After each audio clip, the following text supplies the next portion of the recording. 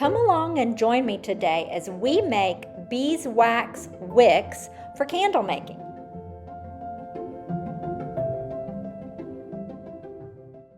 Hey friends, welcome back to Summerhill. Today's video is going to be one of the shortest videos I've probably ever done because we are going to make some candle wicks.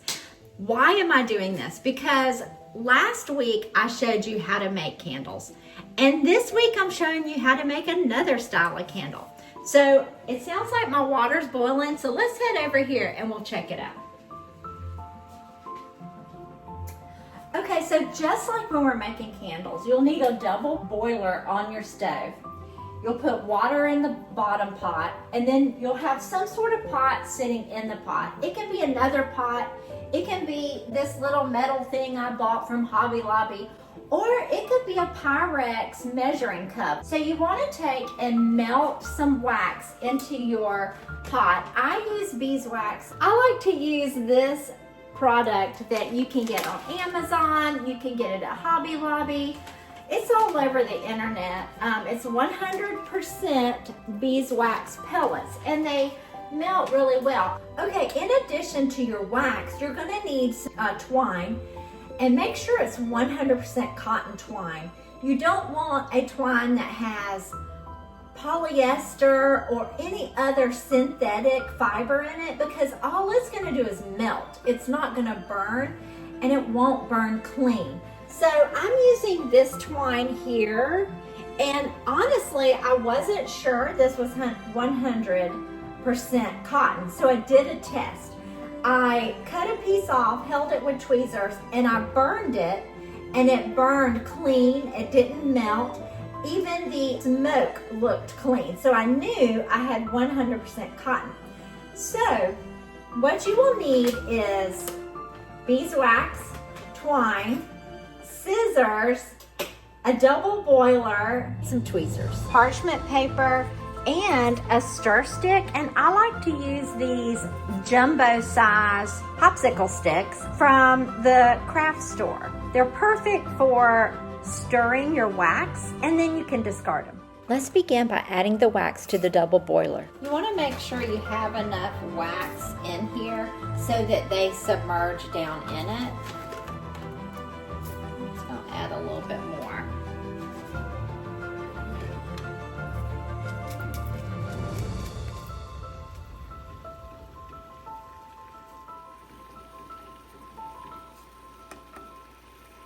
Okay, the next step is you need to know how long your wicks are going to be cut. My next project is I'm taking these sheets of beeswax and I'm going to make some candles. Here, let me grab it and I'll show you. I've already made this one and it's so pretty. Look how beautiful that is. This is a gift idea I'm going to be making this year, as well as I'm going to be decorating with these in my decor for Christmas.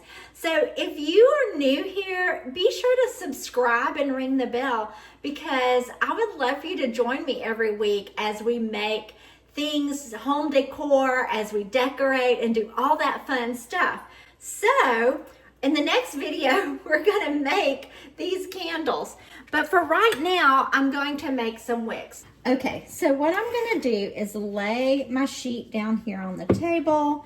I'm going to make this a little bit longer, maybe ½ an inch longer, and then I'll cut it, and I'll do more than one, because for this project, I'm gonna be making more than one of these. You do not have to make a wax wick for this project, but I wanted to show you how to do that.